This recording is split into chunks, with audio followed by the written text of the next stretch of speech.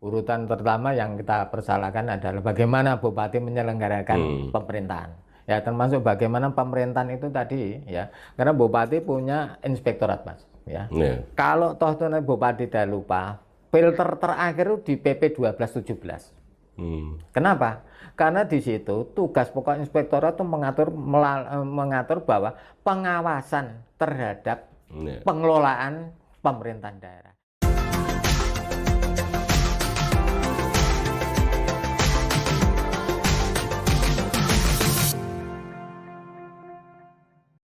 Assalamualaikum warahmatullahi wabarakatuh. Jumpa lagi bersama saya Bang Kumis, kupas masalah dan isu.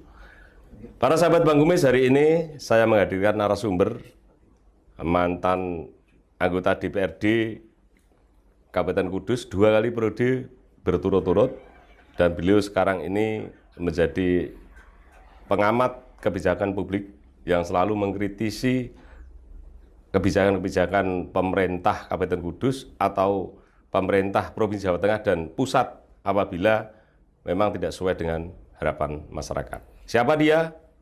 Beliau adalah Bapak Haji Bambang Kasriono. Assalamualaikum, Pak Haji. Waalaikumsalam warahmatullahi wabarakatuh. Salam sehat dulu. Iya.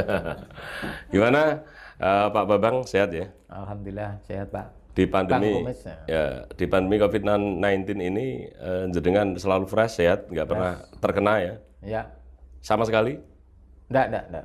Di usia berapa nih Pak Bika? Saya panggil Pak Bika ya? Ya, usia sudah 64 tahun, Mas. Saya kira 50 kayak saya, Pak. Masih muda, masih fresh. Keseharian apa Pak Bika di pandemi COVID-19 ini? Yang sekarang jenengan ini kan selalu mengamati kebijakan publik dari pemerintah Kabupaten Kudus. Ya, saya jujur saja, Mas, ya. Saya ketika masa pandemi banyak yang namanya orang tua, kita juga harus menjaga diri, hati-hati sendiri, tapi tidak lepas saya membuka komunikasi, Mas. Melakukan komunikasi baik dengan teman-teman politis ataupun dengan pihak aparatur sipil negara, khususnya di Pemda Kabupaten Kudus. Kenapa saya katakan demikian? Karena ini banyak persoalan yang harus kita amati. Kita tidak bisa mendapatkan informasi tanpa komunikasi. Ini yang penting. Nah, terus lagi mungkin Bang Kumis ingin menanyakan hal-hal ya, yang terkait dengan anggaran APBD yang sekarang baru tren kan, terkait APBD perubahan. Monggo jika ada pertanyaan dari Bang Kumis. Iya, kan begini Pak Bika, bahwa orang seperti panjenengan ini yang selalu tampil di publik untuk mengkritisi kebijakan yang tidak pro pada rakyat, itu kan memang dibutuhkan oleh masyarakat. Dalam hal ini adalah masyarakat yang notabene adalah yang punya uang. APBD itu kan punya masyarakat, bukan punya bupati, bukan punya DPR, kan begitu, Pak. Ya, berbicara berkaitan dengan pembahasan APBD dalam hal ini murni maupun perubahan. Sebelum itu di Kudus ini selalu banyak masalah, Pak Bika. Ada perizinan yang tidak selesai, kemudian ada permasalahan pembahasan APBD yang kemudian tidak quorum, bahkan telat lagi. Menurut pandangan Pak Bambang, di Kudus ini apakah sial masyarakat Kudus selalu banyak masalah, Pak Bika? Ini kan begini, Bang Kumis ya. Jadi kalau kita bicara, tidak bisa kita bicara secara umum ya. Kita fokus pada bagaimana terjadinya kegagalan APBD perubahan. Ini kan diawali kalau kita bicara bagaimana APBD kita ini melihatnya tidak secara umum ya. Harus kita lihat aturan-aturannya. Misalkan saja terkait Undang-Undang 23 tahun 2014, siapa yang namakan pemerintahan itu dulu? Yang dinamakan pemerintahan adalah Bupati bersama DPRD, ya kan? Jelas. Nah, terus bagaimana kita sekarang fungsi DPRD itu di mana? Fungsi tugas dan fungsi daripada DPRD atau di mana? Undang-Undang 17 dan 14 tentang MD3. Ini penting. Jadi antara Undang-Undang 23 tahun 14 dan Undang-Undang 17 14 itu ada korelasinya. Ada titik temunya, ya toh. Yang satu Undang-Undang MD3 itu tahun 17-14 itu mengandung makna ada pula pengawasan, Pak. Ya. Di satu sisi di Undang-Undang 23 dan 14 ini menjadi kadang-kadang menjadi keanehan. Satu sisi DPRD bersama Bupati duduk dalam bagaimana mengelola pemerintahan. Ini kan aneh. Loh, iki melu mlebu ning gone. Saya masuk di dalamnya pemerintahan, tapi juga dari satu sisi saya juga harus mengontrol bagaimana pengawasan kebijakan yang dilakukan Bupati. Inilah yang menjadi kadang-kadang blundernya aku di situ. Nah, kalau sudah seperti ini, mestinya kita harus berbicara realita. Realita apakah makna fungsi yang kita lakukan itu? Yang dilakukan DPRD makna fungsinya adalah pengawasan kebijakan. Kebijakan apa? Kebijakan bagaimana seorang bupati melakukan melaksanakan peraturan daerah. Seorang bupati melaksanakan dan menjalankan perundang-undangan lainnya. Ada undang-undang lainnya. Terus tugas lagi yang ketiga, fungsi pengawasan daripada DPRD adalah menerima laporan hasil pemeriksaan BPK yang akan ditindaklanjuti itu pembahasannya bersama Bupati dan dalam hal ini diwakili oleh OPD. Kenapa begitu, Pak? Ya tadi ada unsur Undang-Undang 23 tahun 2014 yang nanya pemerintahan daerah adalah Bupati dan Bupati dan DPRD. Inilah Mas, kronologi penjabaran utamanya ada di situ. Tapi bagaimana seorang anggota DPRD kalau tidak tahu korelasi perundang-undangan, apa yang akan dimaknai? Apa yang akan dilakukan, begitu Pak Kumis? Ya. Ini masih ditambah lagi, Pak. Ini kan ada kaitannya, saya sampaikan tadi, kenapa APD Perumahan mengalami kegagalan?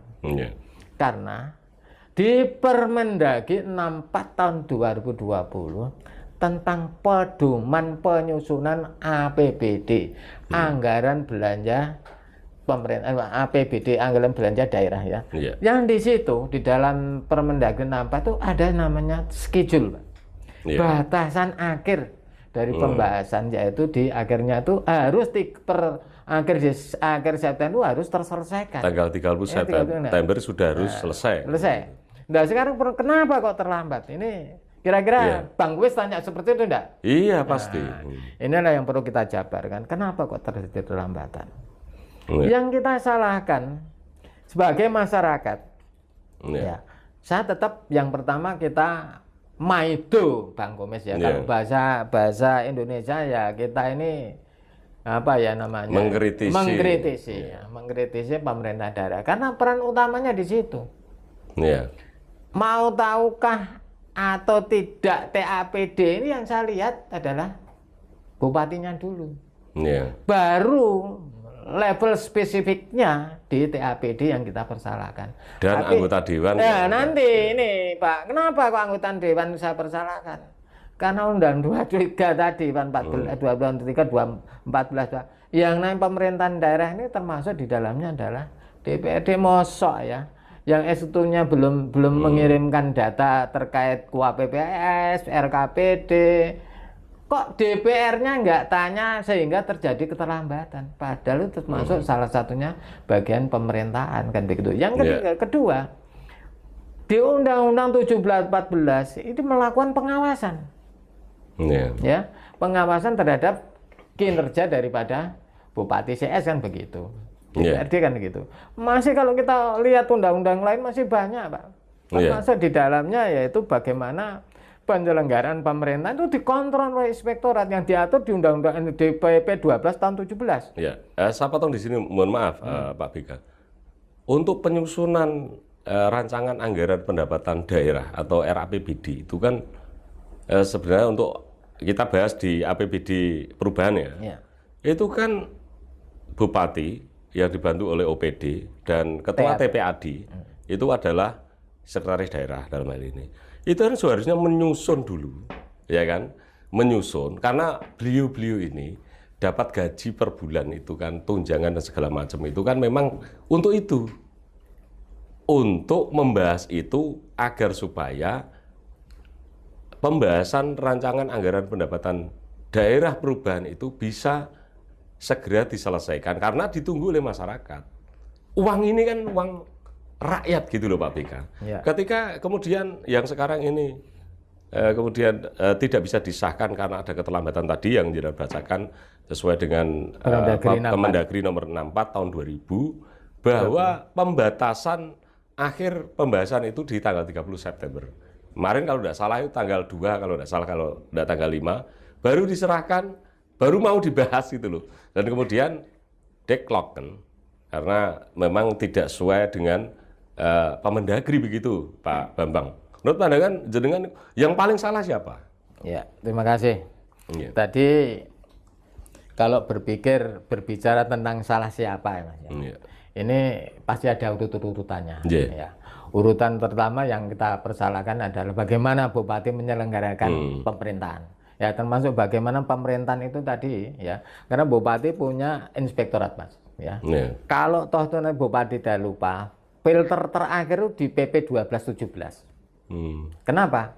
Karena di situ tugas pokok inspektorat itu mengatur bahwa pengawasan terhadap pengelolaan pemerintahan daerah. Ini kan bagian dari pemerintahan daerah. Ya saya pertanyakan, inspektoratnya terus di mana? Nah, ini kan kadang-kadang yang menjadi tanda tanya saya seperti itu.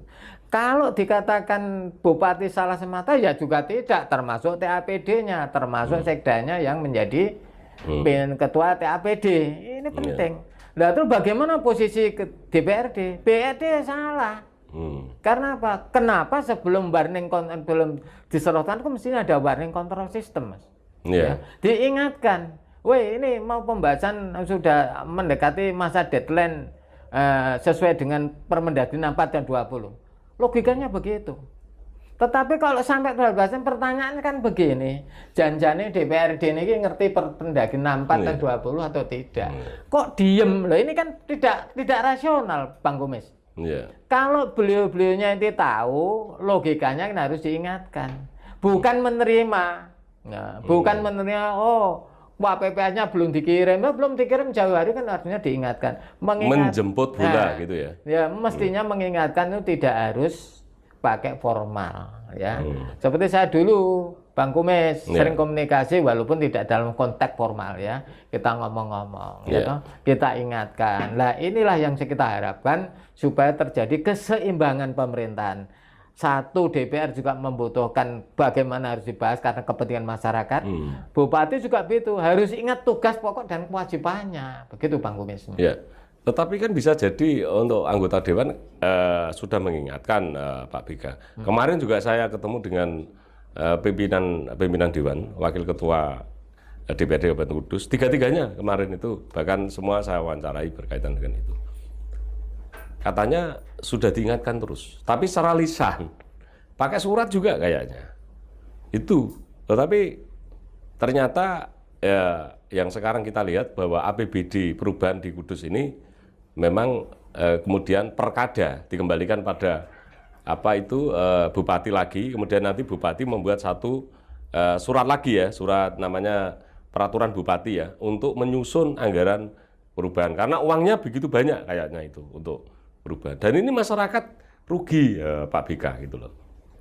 Jadi begini Mas ya, kalau saya tahu persis apa yang Jangan sampaikan, ini kan ada dua persoalan ya. Satu persoalan ketidakharmonisan antara ketua DPR dengan wakil pimpinan DPRD. Itu ya. Ini yang menjadi problematis sehingga terjadi carut-marutnya termasuk di dalamnya pembahasan ya. Saya kemarin mengikuti waktu pembahasan perubahan walaupun terlambat, tetap dilakukan pembahasan, tetapi ketika wakil pimpinan ini nggak hadir Mas. Ya nggak hadir, artinya nggak hadirnya ini pernah ketemu merupakan sikap politik, tapi pendapat saya sikap politiknya tidak pas. Yang namanya DPRD itu kan dapat tunjangan komunikasi intensif, Mas, tidak kecil tuh Bang Kumis, terus tunjangan transportasi sesuai dengan PP 17 tahun 18. Ini tidak kecil. Digunakan untuk apa? Mestinya untuk kepentingan yang ada kaitannya dengan tujuan pokok daripada DPRD, yaitu apa? Melegalkan, mengesahkan, membahas anggaran-anggaran yang berkenaan dengan kepentingan masyarakat. Ini yang tidak pas. Yang kedua, Pak Elwani CS, maaf ini harus saya sebut namanya ya. CS itu ada Pak Sulis, ada Bu Erna. Mestinya memberikan dorongan. Ketidakhadiran itu ada kepentingan-kepentingan yang dapat meningkatkan, Pak. kinerja DPR. Kalau di rumah apa yang namanya sikap politik, Bang Kumis? Tidak, itu bolos. Kalau yang namanya sikap politik itu harus hadir di kantor walaupun tidak ikut rapat. Itu sikap politik. Kalau ditanya ngomong, saya punya sikap politik, alasannya bla bla bla bla ini. Nah, ini jelas. Jadi dinamika perkembangan situasi politik di Bancik Dhuwur, di kantor DPRD dengan yang ada hubungan dengan masyarakat itu, beliau-beliaunya bertiga itu tahu. Oh begini, apalagi kalau kita sinkronkan dengan peraturan DPR nomor 1 tahun 18 yang di breakdown dari undang dari PP 12 tahun 18, ini tidak pas. Mestinya sebagai seorang anggota DPR memahami, Mas. Tatip DPRD itu harus memahami. Kalau saya tidak datang itu nanti efeknya seperti apa? Apakah nanti jadinya seperti itu harus kita perhitungkan. Itu Bang Kumis. Iya. Tetapi gini Pak Bika, kemarin itu saya juga sempat jagong dengan dari 3 unsur pimpinan itu ya. Itu alasan mereka, itu kayaknya begini. Karena melanggar Permendagri nomor 64 tahun 2000. Itu karena ada pembahasan itu harus tanggal 30 September itu sudah selesai. Kayaknya beliau-beliau ini merasa ketakutan ketika nanti kemudian datang dan nanti akan menyalahi aturan yang regulasi yang sudah ditetapkan oleh Kemendagri. Itu kemudian nanti dampaknya ketika sudah tidak menjadi anggota dewan, itu nanti masih ada permasalahan yang tidak selesai, katanya begitu Pak Bambang. Jadi begini Bang Kumis ya. Ini menurut saya itu terlalu overestimasi. Oh gitu. Kenapa saya katakan overestimasi? Di dalam pola pembahasan DPRD, sepanjang tidak merugikan kepentingan masyarakat secara material, Mas. Misalkan ada unsur suap, ada unsur keuntungan di balik pembahasan, itu enggak problem. Misalkan Permendagri 64. Kita bahas walaupun terlambat, walaupun kita mengerti, apakah bisa dipidana? Nggak ada aturan seperti itu. Itu tergantung daripada nanti evaluasi gubernur. Tapi tugas pokok fungsi daripada DPR terlambat atau tidak, tetap harus kita bahas, Mas. Karena tugas pokok fungsi. Makanya ketika kemarin dibahas sudah selesai, malam paripurna tinggal deadline paripurna waktu itu. Ternyata ketika pimpinan hadir, karena apa? Karena sesuai tatip, Mas. Dibahas kalau tidak hadir ketiganya nggak bisa dikirim ke gubernur untuk dievaluasi. Lah kemarin ada informasi bahwa itu gubernur menolak. Nah, menolak akhirnya pakai yang namanya perkada. Lah di samping itu kan begini, Mas. Proses-proses mekanisme seorang anggota DPR katakan sebagai contoh itu harus membangun pola perundang-undangan. Kok bisa? Misalkan bahasa APBD, tadi saya katakan Permendagri 64 itu tidak hanya persoalan timing schedule saja, Mas. Tapi kan tolok ukur dari bagaimana seorang anggota DPR mengetahui cara penyusunan APBD ini. Ini masih diimbangi lagi dengan adanya PP 12 tahun 19. Tentang pengelolaan keuangan daerah. Ini harus mengetahui pengelolaan keuangan daerah itu seperti apa sih? Nah, cara mendapatkan peningkatan PAD itu seperti apa sih? Nanti dikelola seperti apa? Ini diatur di PP 12 tahun 14. Ini masih masuk lagi dalam Permendagri 77 tahun 2020, Bang Kumis. Apa di situ? Ini sudah masuk substansial teknis. Maka di situ tentangnya pedoman teknis pengelolaan keuangan daerah. Ini yang makna yang harus dipahami oleh seorang anggota DPR. Bagaimana dia akan memaknai ketika tidak tahu. Boro-boro memaknai kadang-kadang peraturan pemerintahnya saja tidak tahu. Berbeda dengan executive power, Mas. Dia tuh udah paham ngelotok. Setahu saya 10 tahun menjabat jadi anggota DPR. Beliau-beliaunya ya itu. Jadi di luar kepala udah hafal. Tinggal update regulasi. Oh dulu pakai ini, sekarang ditambah dengan Permendagri 64 dan begitu, Bang Kumis. Monggo, ada pertanyaan lagi. Kan kemarin itu gini Pak BK. Setelah kemudian diajukan karena tidak quorum kan tidak ditandatangani oleh 3 pimpinan dewan, wakil ketua itu kemudian rancangan pembahasan APBD perubahan itu kemudian dibawa ke provinsi dan ternyata tidak ditandatangani oleh gubernur dan naik lagi ke Kemendagri kan begitu. Kemudian turun, dikembalikan ke bupati. Kemudian nanti bupati membuat satu peraturan bupati kan begitu untuk menjalankan perkada itu. Jadi menggunakan anggaran yang tahun yang lalu kan begitu kalau perkada itu. Apa dampak dari perkada itu, Pak Bambang? Begini, Bang Gumis, saya luruskan dulu. Bang Gumis tadi itu ketika rapat paripurna itu disahkan semua. Artinya begini, jadi waktu terakhir rapat paripurna tentang pengesahan APD perubahan, itu semua pimpinan hadir, termasuk Pak Elwane, Bu Irna juga tanda tangan. Oh, tanda tangan itu? Tanda tangan, saya luruskan ya. Walaupun toh akhirnya dikirim ke Bupati ini ditolak. Oh gitu. Nah, gitu ya prosedurnya begitu.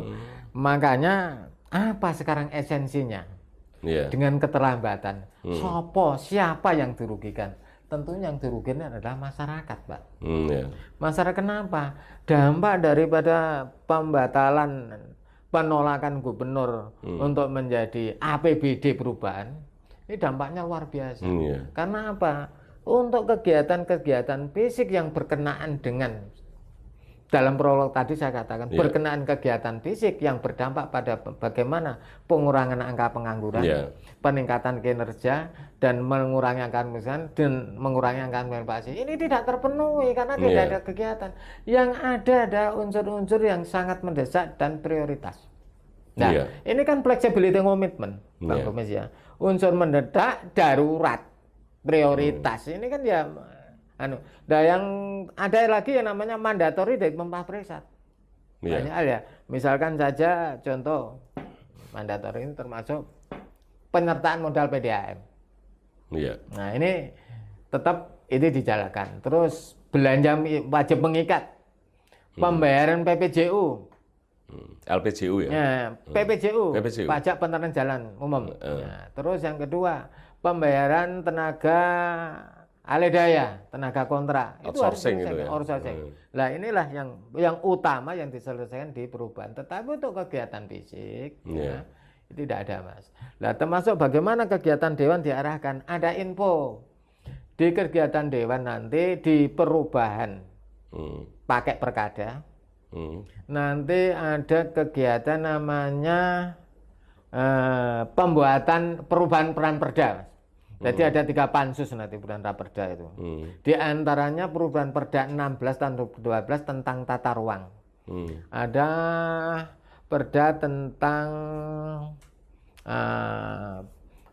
perda dari PP Permendagri 77 tahun 2020 tentang Permendagri 7 tentang pedoman teknik pengelolaan daerah. Nah nanti diperdakan. Nah, ini. Kalau belum perda ini mosok wis dahulu ndak ada perdanya. Lah ini nanti ada pembuatan perda untuk sesuai dengan pedoman teknik pengelolaan keuangan daerah. Begitu Bang Gomes.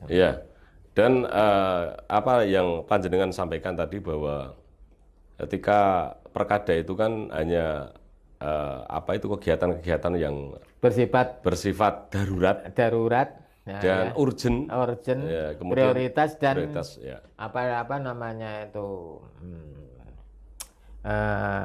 yang lebih penting lah. Pokoknya yang lebih penting. Kemudian ada untuk kegiatan fisik itu kemudian tidak bisa didanai kan begitu.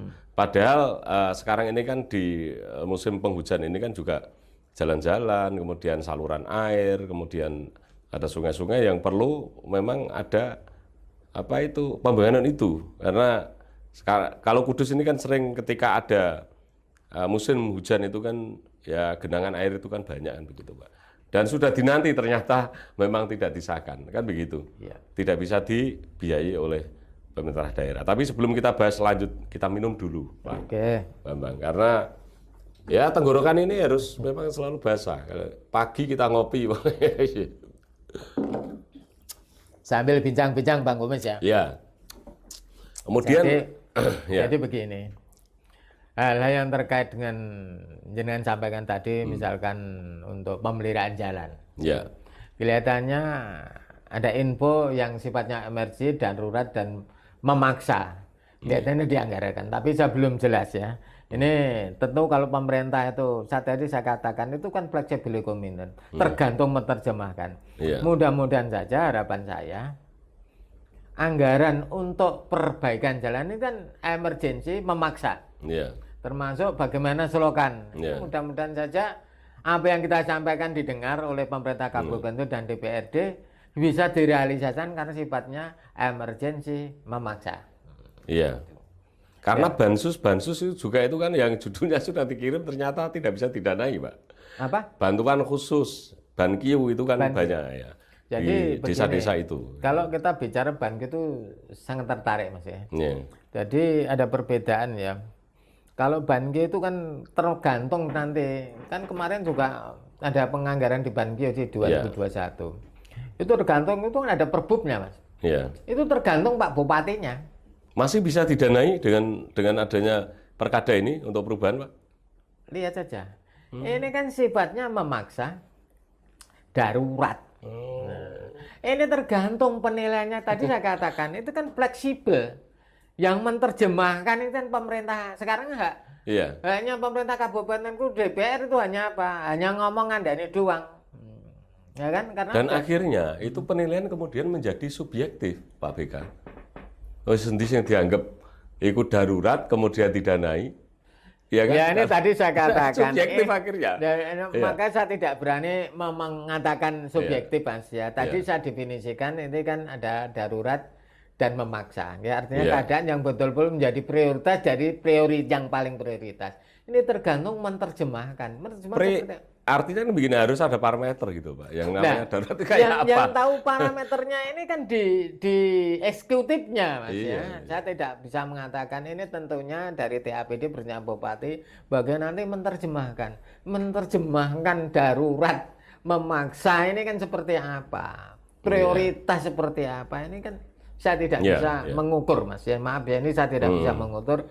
Ini sudah ranahnya kepentingan Bupati dan TAPD. Kepentingan apa? Kepentingan bagaimana mensejahterakan masyarakat. Harapan kita seperti ini, Pak Komis ya. Jadi apapun yang diperbuat, apapun yang dilakukan Bupati, saya berdoa, saya mengharapkan agar sesuai dengan kepentingan masyarakat sehingga untuk bisa meningkatkan angka pengangguran, angka pengangguran dan bisa menekan inflasi.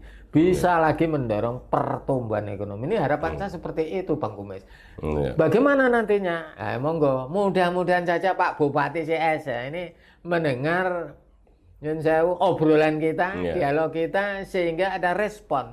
Oh ya, yang didialogkan Bang Kumis itu ternyata juga ada manfaatnya. Begitu Bang Kumis harapan saya. Iya, memang channel Bang Kumis ini kan memang tagline-nya itu kan kita ambil kupas masalah dan isu. Artinya kita meskipun hanya jagong, Pak BK, kita bukan hanya jagong biasa, tapi mengupas masalah dan isu yang di sini kita berdiri di antara masyarakat. Ketika ada kebijakan dari eksekutif yang notabene adalah itu kan pegawai masyarakat untuk menjalankan APBD yang notabene adalah milik masyarakat. Kalau memang tidak sesuai kita kritisi, Pak. Tetapi ketika memang ada kebijakan yang bagus dan itu bermanfaat ya kita omongkan itu bagus, apresiasi. Seperti halnya penanganan COVID, kalau memang itu bagus ya di channel Bang Kumis kita selalu up terus begitu. Jadi begini Bang Kumis, harapan saya kan begini. Supaya hal ini jangan terulang kembali. Satu persoalan apa yang harus kita sarankan ya, harus kita sampaikan ke beliau-beliaunya. Ini satu persoalan adalah bagaimana ada koordinasi. Bupati itu tidak harus seorang yang top leader, Mas. Tapi bagaimana menerjemahkan situasi, mengkoordinasi antara masing-masing OPD dan TAPD itu sehingga kita bisa memojokkan Kudus ke depan seperti apa. Sesuai dengan Perda RPJMD yang merupakan penjabaran visi misi Bupati. Ini yang penting. Nah, kalau kita tidak melihat itu dan kita tuh hanya berkutit persoalan bagaimana kepentingan 2012, harapan saya jangan dulu lah. Ya, tapi aroma itu memang sudah dideteksi masyarakat, Pak. Jadi apapun yang dilakukan oleh ya 3 kantor itu, bupati, sekda, kemudian Bancik dhuwur anggota dewan, itu ya kebijakannya selalu diasumsikan, walaupun ini belum tentu benar. Seolah-olah ini adalah sudah pilkada, sudah menjelang pilkada gitu, 2024 gitu. Kalau saya berpikir begini, Bang. Iya. Jadi yang namanya isu strategis Iya. menjelang Pileg dan Pilkada tahun 2024 itu pasti diwarnai intrik-intrik politik. Itu kalau saya melihat dari seorang politis, mantan sebagai orang politis, ya itu sah-sah saja buat saya. Ya, artinya bagaimana mengkonsumsikan kepada masyarakat, disajikan dengan bagaimana dikemas supaya baik, itu tergantung yang mewarnai. Ya. Termasuk harapan saya Pak Bupati, monggo lah ini. Ya. Saya tidak bisa melarang namanya jabatan politis ya. Ini kan tentu kemasannya selalu orientasi politis. Nah, mau tidak mau antara TAPD dan Bupati kadang-kadang terjadi namanya perbedaan pandangannya. Ada grace period ya. Masa jeda yang harus kita komunikasikan. Lah, ini harapan saya sebagai legislator di Kabupaten Kudus menjembatani.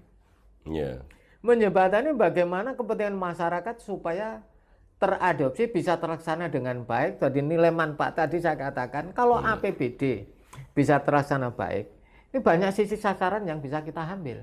Di antaranya pengurangan angka kemiskinan, angka pengangguran, menekan inflasi, pertumbuhan meningkatkan pertumbuhan. Inilah yang terpenting. Wah, asale wong nganggur tukang batu, Bang Kumis karena ada kegiatan APBD-nya sesuai tepat waktu akhirnya bisa kerja. Yang tadinya ini tidak dapat bantuan ya toh karena tepat sasaran, dapat BLT, dapat bantuan sesuai misi-misi Bupati terpilih kemarin Pak Tamsil sama Pak Artopo ini kan membentuk wirausaha baru 500 per tahun.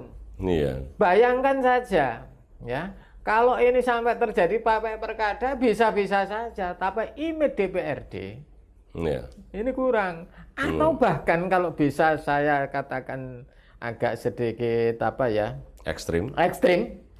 Orang DPR iso mlaku. Tidak ada DPR bisa jalan karena apa? Makanya saya pesan sama rekan-rekan DPR yang saya sebagai senior ini saya sampaikan akan manfaatkanlah. Ya, kita manfaatkan bagaimana peran kita, fungsi kita sebagai pengelola anggaran. Ya, termasuk bagaimana kita berperan sebagai Undang-Undang 23 tahun 2014 tentang pemerintahan daerah. Enak kita makan nyaman. Nyaman enak. Masyarakat juga kita tidak merasa dirugikan ya toh. Dari pihak manapun akan memuji bahwa DPRD dan Bupati konsisten, TAPD-nya juga bisa konsisten. Enggak seperti ini. Ini kan mendulang masalah. Mendulang masalah siapa yang mengawali asbabun nuzulnya itu siapa? Apakah Bupati semata-mata? Belum tentu Bang Kumis. Nah ini banyak sih menilaikan. Bisa saja dari Bupati ya, bisa saja dari TAPD, bisa saja DPRD-nya. Kok bisa menengah DPRD ragil ngelokno? Mungkin bisa juga.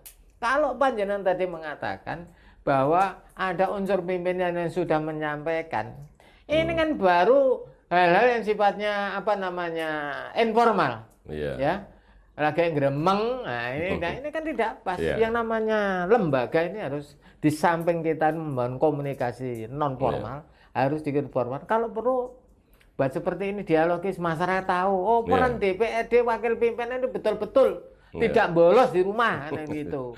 Sikap politik itu harus konsisten, hadir. Tapi tidak menyatakan benar bahasa dikit karena tidak membalas karena ada pelanggaran, ada tidak konsistennya DPRD, pemerintah kabupaten menyerahkan dokumen-dokumen KPPS dan RKPD yang sesuai dengan bagaimana pengelolaan keuangan daerah, penyusunan APBD yang melanggar PPN Permendagri 64 tahun 2020. Ini yang penting, Mas. Nah, tidak hanya persoalan di ketika pembahasan perubahan APBD perubahan saja, tetapi untuk selanjutnya harus kita hati-hati, saling mengingatkan, saling mengoreksi sesuai dengan poksi DPRD supaya Kudus itu menjadi gemah ripah lojinawe karena fungsi DPRD bermartabat, sesuai dengan tugasnya, demikian juga bupati dengan tugas pokoknya. Begitu, Bang Kumis. Oke, Pak BK. Jabatan bupati, jabatan anggota dewan itu kan sebenarnya jabatan politik ya, jabatan politis. Tentu memang setiap kebijakan selalu kalkulasinya politik. Itu kita sadari. Tetapi ketika dua lembaga eksekutif dan legislatif ini kemudian tidak sinkron, kemudian masyarakat ini menjadi jenuh, Pak. Jadi seolah-olah mereka ini, ya kalau Gus Dur, almarhum Gus Dur itu kan dulu anggota DPR itu kan kayak anak TK itu loh. Tapi juga eksekutifnya juga harus tahu tupoksinya gitu loh. Ketika ya itu tadi kita lagi-lagi lawang dikon kerja bahas RAPBD kok sampai telat. Lah terus lha opo kerjane? Apa tutup jukang jagong gitu loh. Karena memang digaji untuk itu gitu loh. Dua lembaga ini bukan hanya satu yang Jadi saya begini, bahas gitu. Bang Komis ya, ini menurut pendapat saya ya, mungkin orang akan berbeda dengan pendapat saya ya. Yang namanya walaupun di eksekutif itu banyak ASN, tapi karena bupatinya adalah orang politik, ini kadang-kadang menjadi ada unsur perbedaan, sudut pandangnya berbeda. Kalau mungkin ASN normatif saya katakan, dia sebagai tugas pokok sesuai Undang-Undang Nomor 5 Tahun 2014 tentang ASN. Ini plus, tidak ada plus, tidak ada minusnya. Tetapi kalau sekarang sekda misalkan saja kepengen maju, ya toh, kepengen nyalon, ini karena tidak tahu. Ini bilang menyalon atau tidak kan saya tidak tahu. Tapi juga bisa berperan politis. Nah, sama apalagi namanya bupati, jabatan politis mesti selalu berpikir tentang politis lah. Oke lah mau berpolitik atau tidak, tapi jangan ada ya nilai-nilai yang akannya berdampak pada merugikan kepentingan masyarakat. Itu aja. Sekarang fungsi DPRD-nya. Ya, jangan kalau saya cerita nih Bang Komis ya. Ketika pembahasan APBD baik ini, APBD murni atau perubahan, DPR selalu yang kok sampai saya tuh dengar bosen. Ya karena bosen apa? Selalu yang dirembuk itu, yang dibicarakan pertama bagaimana meningkatkan pendapatan, bagaimana melakukan penggeseran, yaitu bagaimana dia itu memikirkan, menanyakan ke executive power ini efisiensinya, meningkatkan PAD. Masalahnya begini, ini semua untuk apa? Kepentingan pokok-pokok pikiran. Loh, kok sampai gitu? Apakah sekarang pertanyaan saya, Pak Bang Komis? Yang namanya pokok-pokok pikiran itu tidak hanya persoalan fisik, Mas. Kegiatan fisik. Misalkan saya punya inovasi sebagai anggota DPR, sampaikan. Nah, ini pokok-pokok pikiran saya seperti ini. Ini nggak pernah yang dipikir. Selalu di tahun-tahun itu ya yang diomong pokok fisik. Nah, ini yang akhirnya berdampak kepada ya Mas itu. Akhirnya terjadi roll over waktu. Bahkan rapat sampai jam 12. Ini hanya ngomong pokir. Ini yang saya sebagai mantan, saya tidak menutup kemungkinan. Dulu pun begitu. Tapi tidak sehebat sekarang.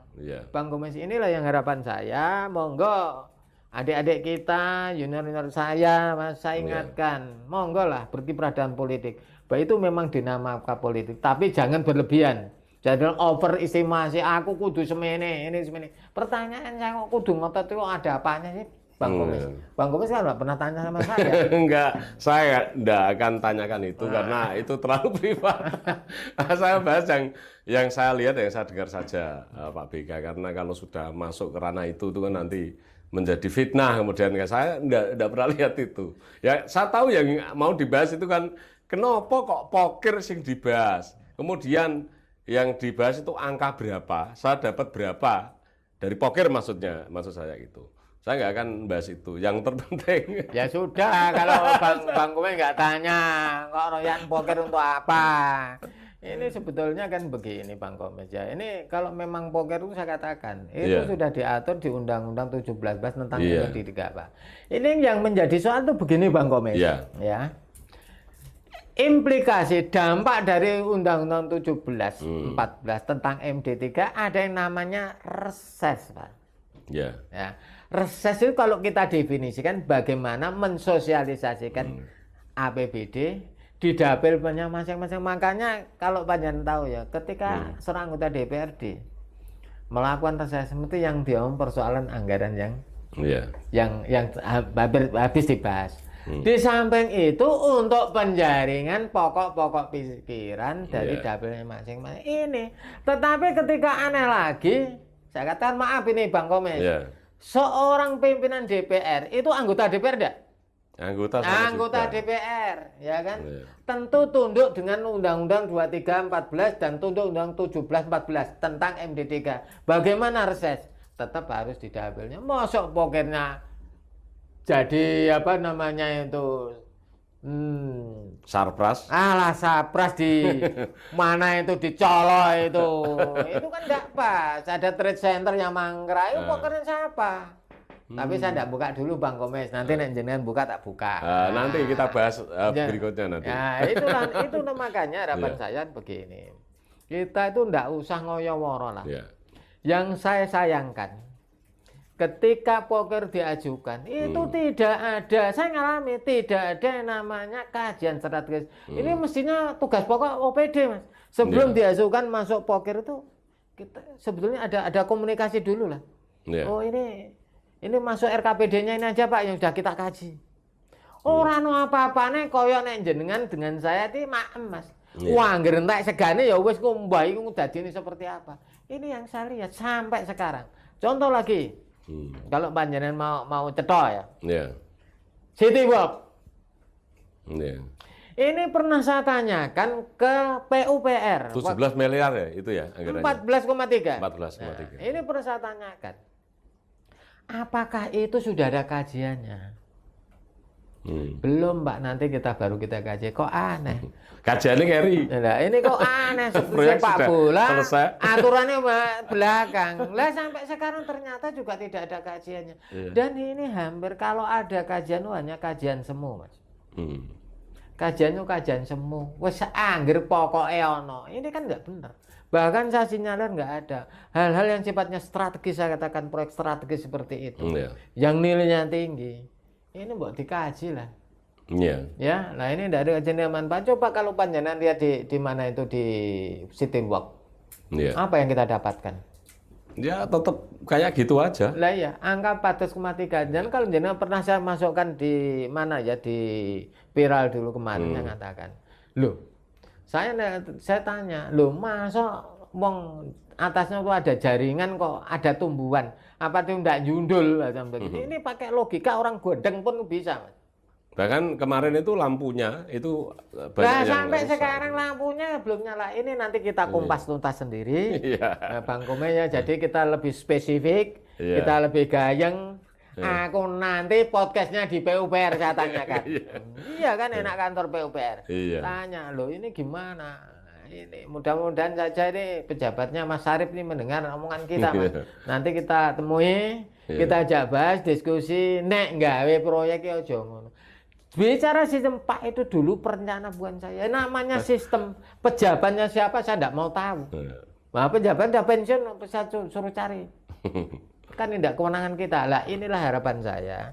Kalau bicara sistem, siapapun yang menjabat baru tolong bicara sesuai dengan profesionalitas. Jangan ngomong saya bukan pejabatnya dulu yang buat perencanaan, ini salah besar. Nggak usah jadi pejabat kalau memang nggak pecos jadi pejabat. Ini saya enak itu.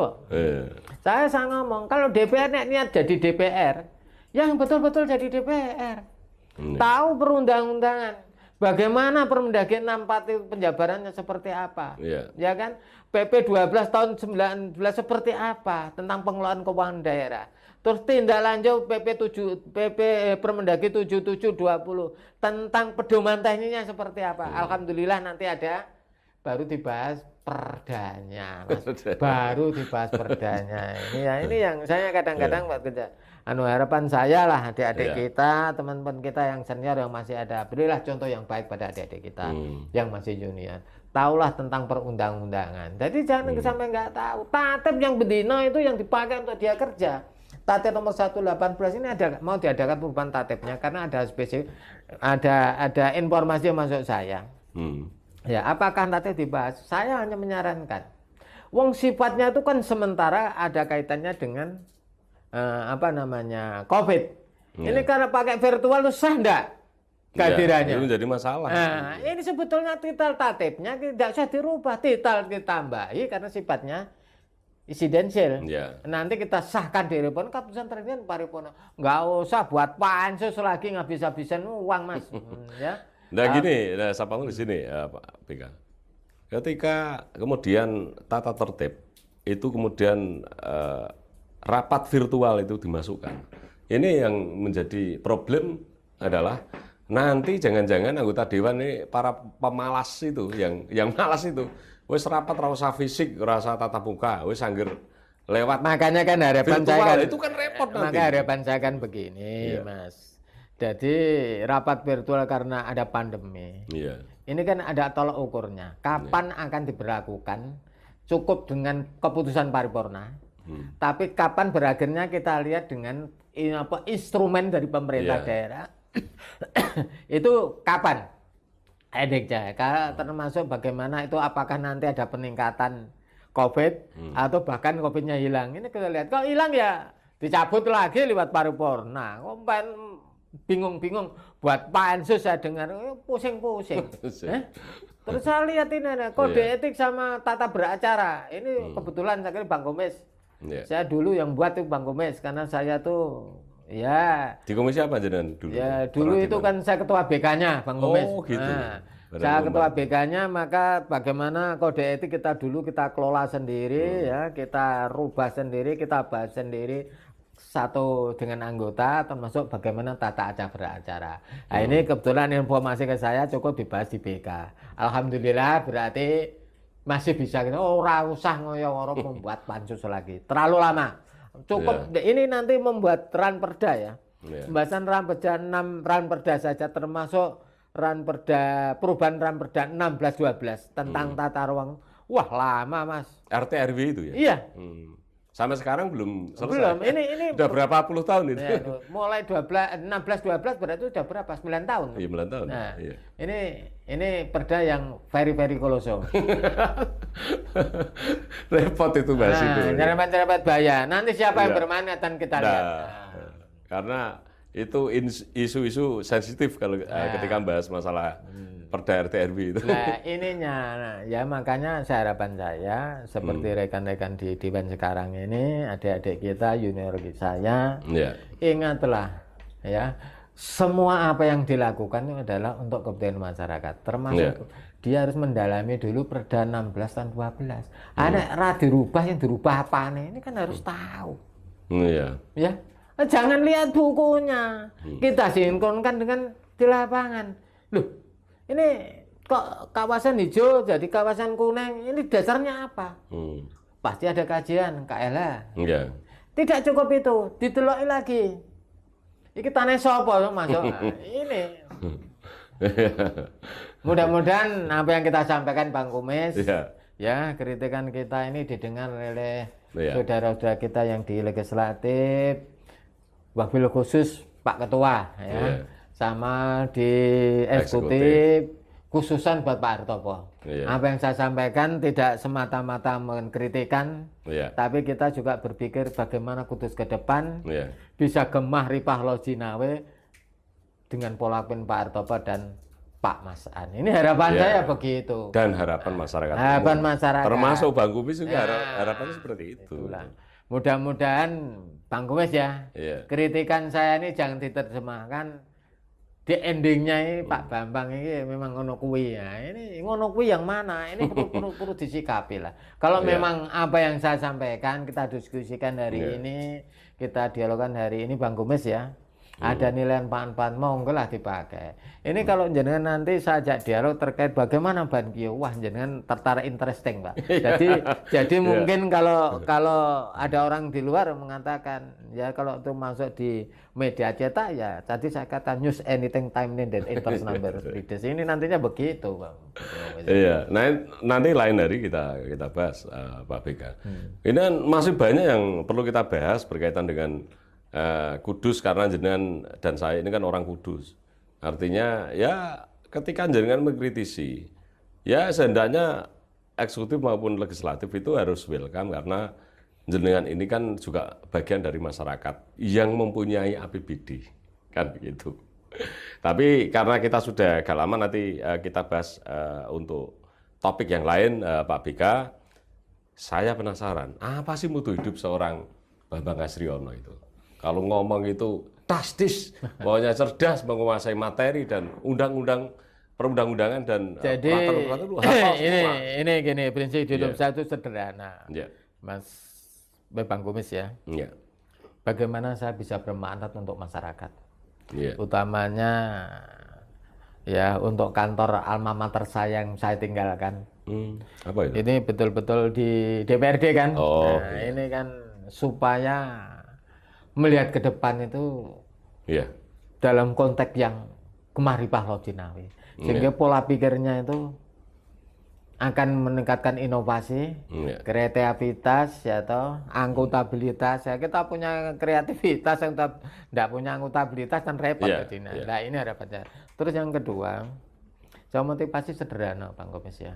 Bagaimana kita itu tahu Kudus sih apik, bagus, disenangi masyarakat karena pengelolaan pemerintahan yang bagus, pengelolaan anggaran yang bagus ya. Jangan sampai seandainya ada orang-orang yang mau mengkritisi, terima dengan tangan terbuka. Dan ketiga, jangan gege mongso lah untuk membuat isu-isu strategis ya terkait masalah tahun 2014, entah itu legislatif, entah itu pilkada, entah pilpres. Kita belum saatnya lah. Kalau iya ya monggo lah, tapi jangan ketok itu loh Bang. Nah terus yang ketiga ini kan saya sarankan ini Bang Komis ya. Saya sarankan bagi pemerintah kabupaten ini kalau sampai terjadi lagi ini menjadi presiden buruk di ke depan ya. Makanya saya benar ada yang namanya, kalau ada pesawat namanya AWAC ya, Airborne Warning Control System. Jadi sebelumnya itu sudah kita antisipasi apa ya. Oh kalau ada orang yang mau nyerang secara politis kita antisipasi, kita dekati lah ya, kita ajak rembukan, yuk mikir Kudus ke depan seperti apa, baik dari sisi bagaimana petaninya, bagaimana pedagangnya. Kalau mau jujur ya, ini di UMKM ini koperasi banyak kasus. Ya ini kan perlu pembenahan. BMG itu? Iya. Makanya ini harapan saya nanti Bang Kumis ya ada waktu khusus kita berbincangkan tentang koperasi sesuai dengan Undang-Undang 25 tahun 92. Apa? Nanti tunggu tanggal mana. Baik Pak BK. Tak terasa kita sudah hampir 1 jam wawancara kita ini. Semoga wawancara ini bisa bermanfaat untuk para penonton, para sahabat Bang Kumis. Dan saya doakan Pak BK semoga keluarga selalu diberi kesehatan dan diberi rezeki yang berlimpah dan barokah, dijauhkan dari segala fitnah. Dan apa yang menjadi cita-cita Pak Bambang Kasriono dan keluarga dimudahkan, dikabulkan oleh Allah Subhanahu wa Ta'ala. Amin. Sekali lagi terima kasih Pak BK. Sampai ketemu lagi di lain kesempatan. Demikian para sahabat Bang Kumis, wawancara dengan salah satu pengamat kebijakan publik yaitu Bapak Haji Bambang Kasriono yang notabene adalah anggota DPRD Kabupaten Kudus 2 kali periode yaitu 10 tahun. Namun beliau sekarang ini selalu mengkritisi kebijakan publik berkaitan dengan kebijakan pemerintah, dan semoga video ini bermanfaat untuk kita semua, dan yang dikritisi jangan merasa ini adalah kritik, tapi ini adalah satu masukan agar supaya lebih baik ke depan. Pesan Bang Kumis, kritikan ibarat penunjuk jalan dan sanjungan ibarat racun yang akan membunuh kita. Saya Bang Kumis, sampai ketemu di lain kesempatan. Wassalamualaikum warahmatullahi wabarakatuh. Salam sehat.